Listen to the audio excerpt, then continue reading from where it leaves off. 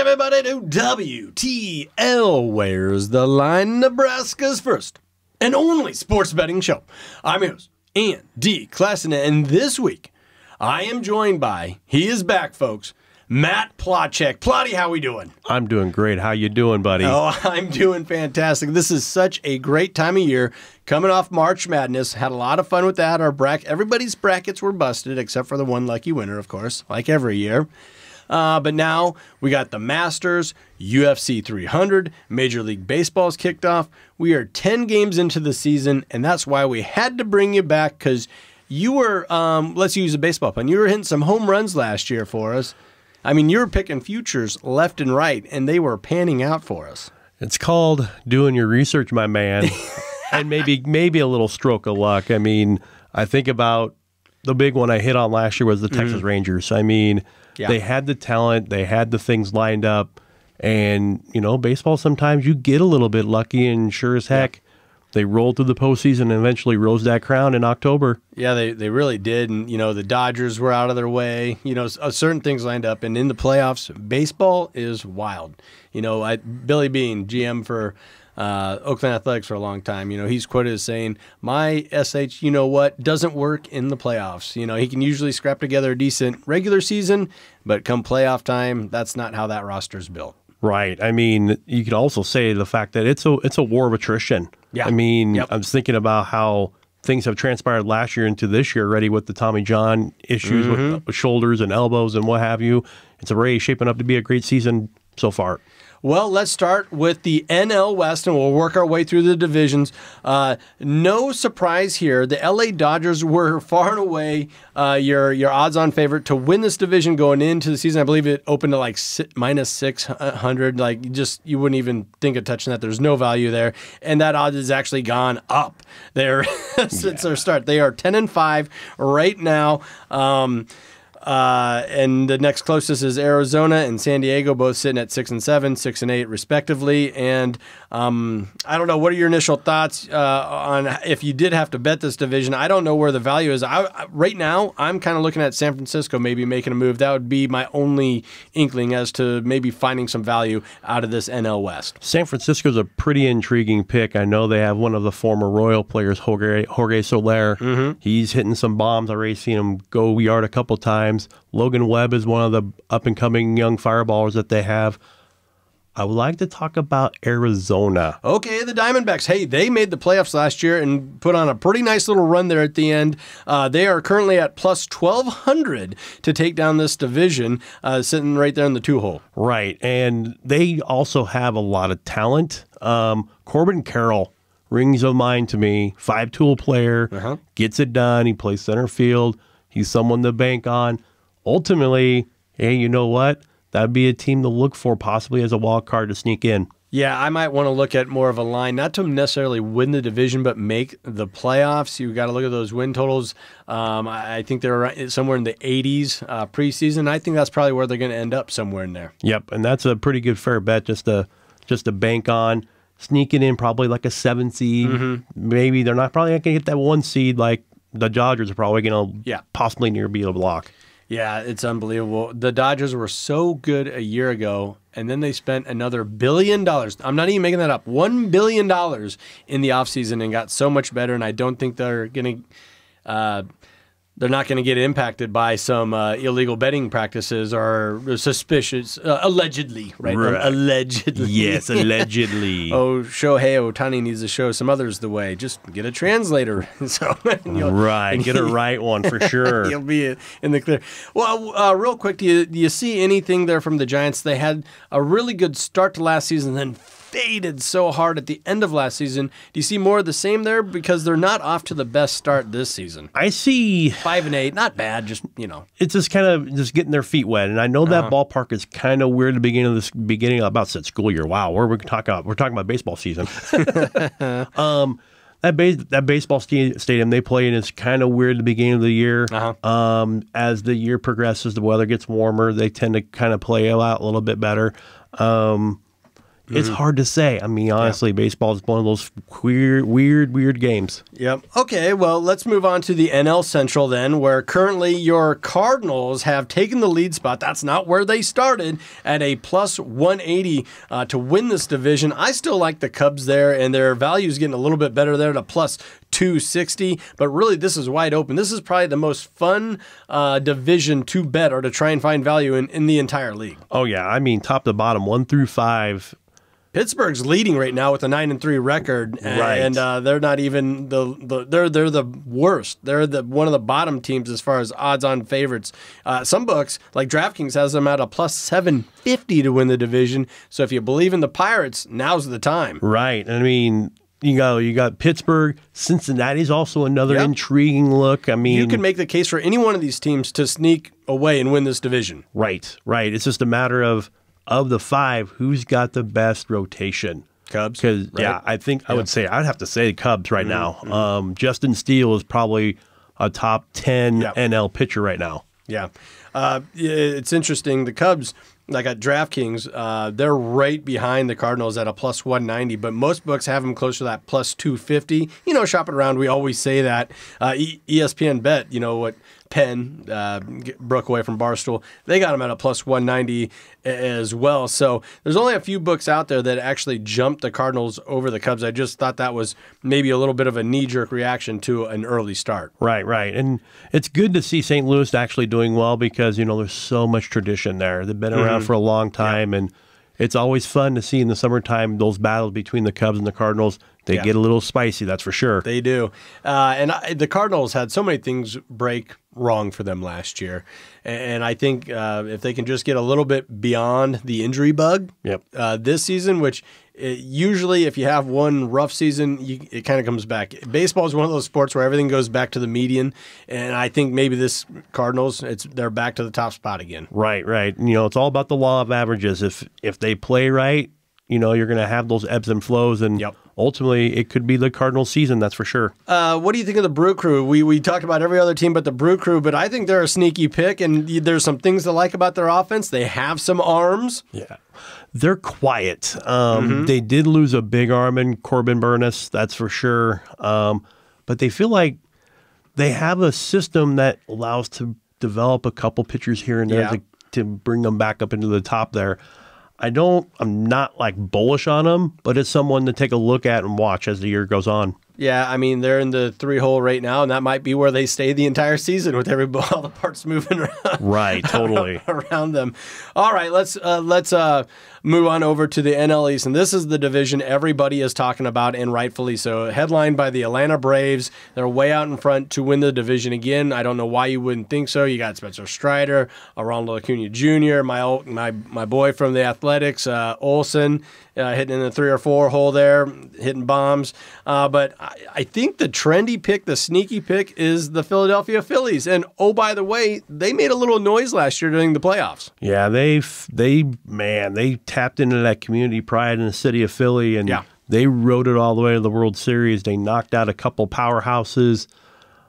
I wouldn't be surprised to maybe lean on this one as a pick to win the division, partially because with Strider's injury, he's got Tommy Johns. He's out for the year. He's out. Oh, my. Well, the books still have the Braves at basically a minus 330, 350, depending where you're looking once again. And the Phillies are right on them, though. They're right there. And I also think the Phillies are one of those teams where they were kind of roughed up last year as far as the injury bug. We'll say that again.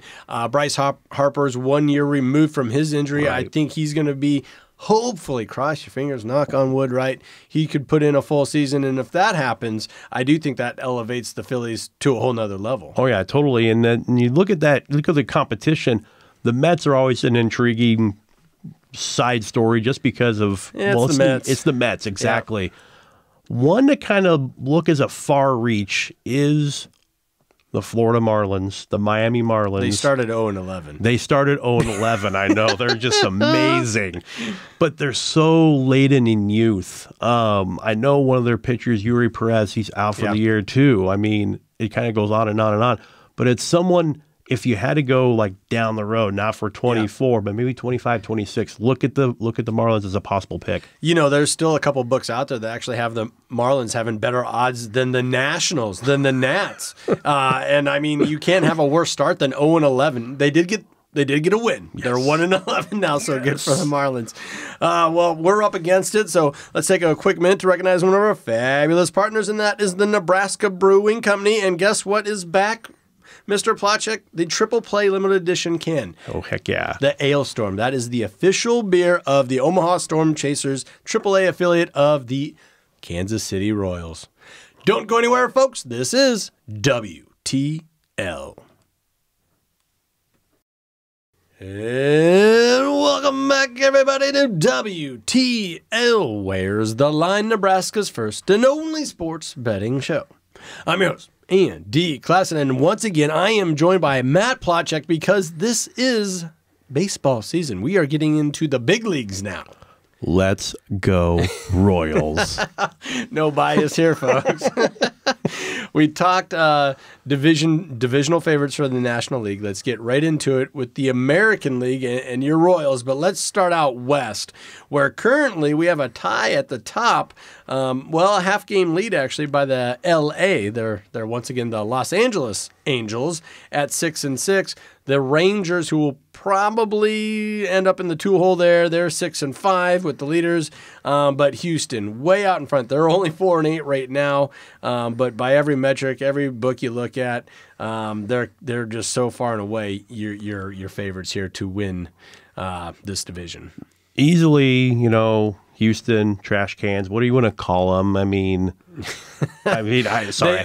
They came into the season 6 of the last 7 seasons as the favorites to win the division, and they have done just that. It is interesting. The Rangers on some books are almost even odds with the Astros, thanks to this slow start for the Astros, sitting at 4-8 right now.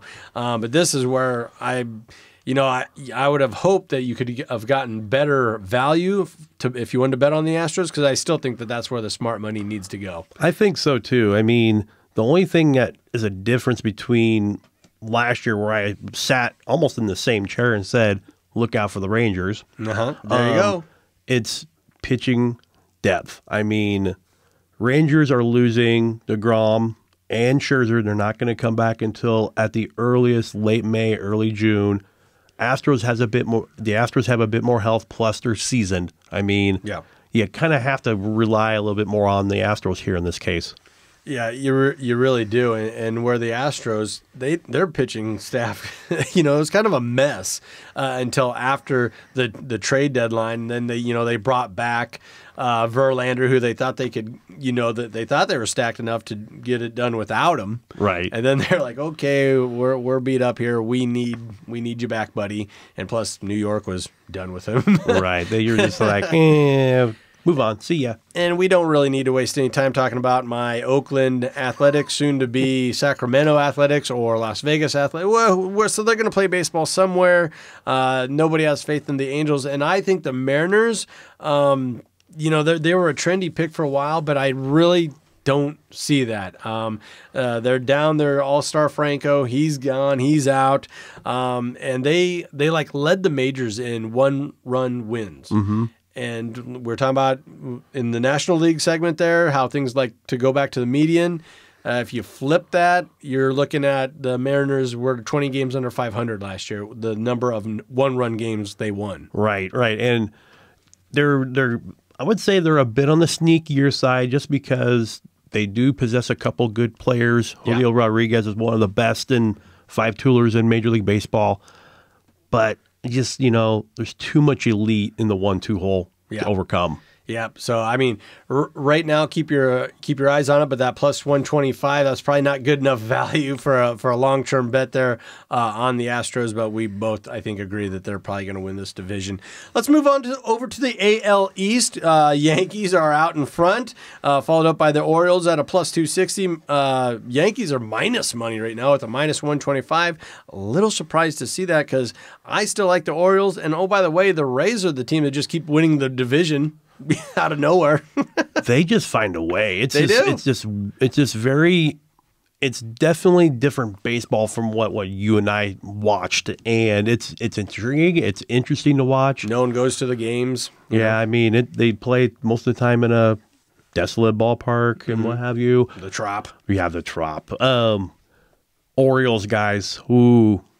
This might be the plotty pick right here. I like that. They're sitting in the 3-hole right now at 6-4, behind Boston. Come on, I think Boston's going to have another terrible year. I really think Boston's going to have a bad year.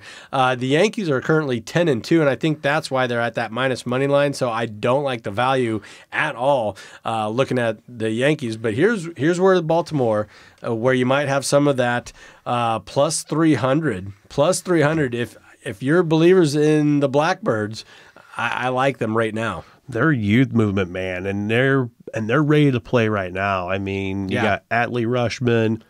They just called up Jackson Holiday. I mean, pretty stellar pitching. It's a tough 1-2 to kind of lean on which way you can go. Well, and they're a year ahead of schedule at least. The Baltimore was last year. Now I think they're just going to be a year better. It's not like one of those deals where, okay, that might have been it. The window's closing. Not at all. The window's still opening here for the Baltimore Orioles. So I think that's your value play right now at that plus 300, plus 290.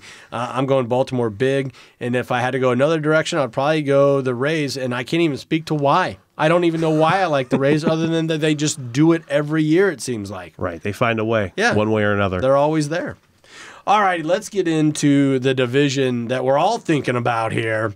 That is the American League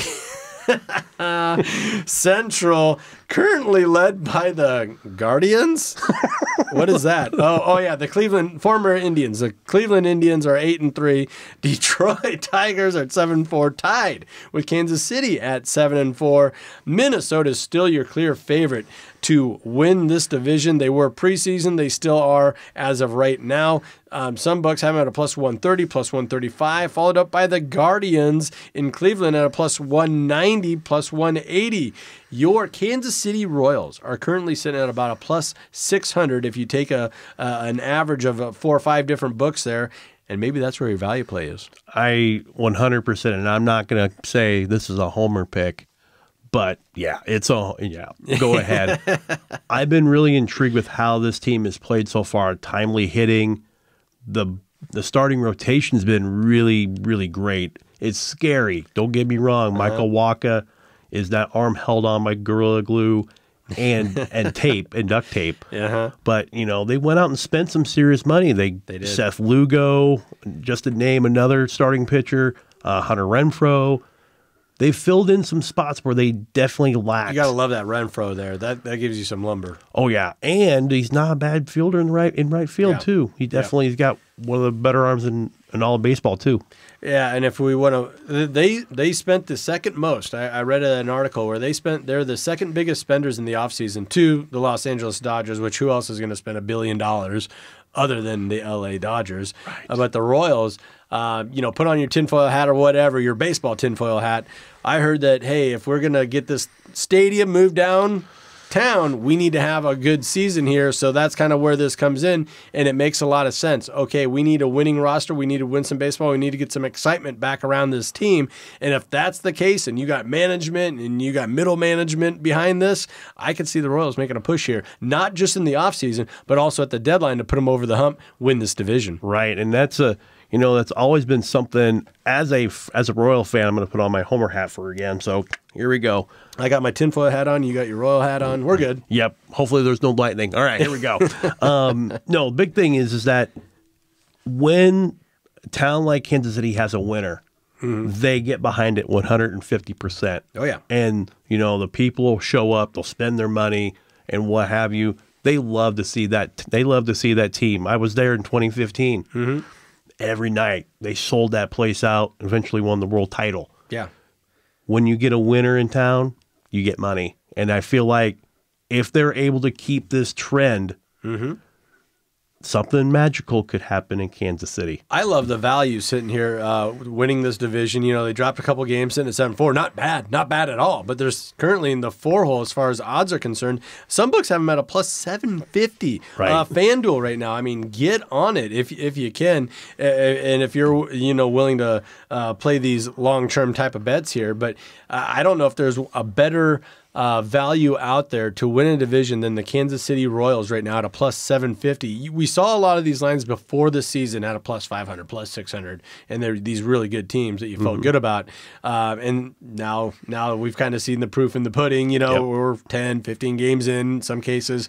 But I still feel like the Royals are kind of flying under the radar, and I really can't put my finger on it why you would have Detroit and Cleveland ahead of them. Like, it kind of blows my mind. Well, Cleveland does a pretty good job of playing good team baseball. They've got a couple good starting pitchers.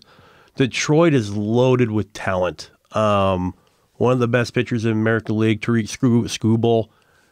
The dude's a bona fide Cy Young candidate. I know we're going to talk about that here coming up in a bit, but those are going to be really 3 neck-and-neck teams as we come out. And then he got Minnesota. Yeah. I think the 10-game sample is a small one. It's probably going to take 82 to 85 to win this division. I like that number right there, like 85. And if I still think the Twins are going to win this. I really do. They're kind of my favorite. They were going in. They still are. I just think those bats are going to get healthy and stay healthy. You had a deal break bad for Minnesota across the board. Their arms got hurt. Their batters had Carrera had a career low, and just like every offensive statistic ever, he can't stay at that level. I think he's going to get better. So give me the Twins. I just think they can avoid the injury bug. Buxton, stay healthy. Stay in center field for me. Come on. Well, we're up against it time-wise, so let's take a quick minute to recognize one of our fabulous partners, and that is the Stock and Rod Company, an outdoor lifestyle brand for those seeking adventure. Whether it's hunting, fishing, hiking, they got you covered. Visit stockandrod, all one word, .com to get your wild game on. Don't go anywhere. This is WTL.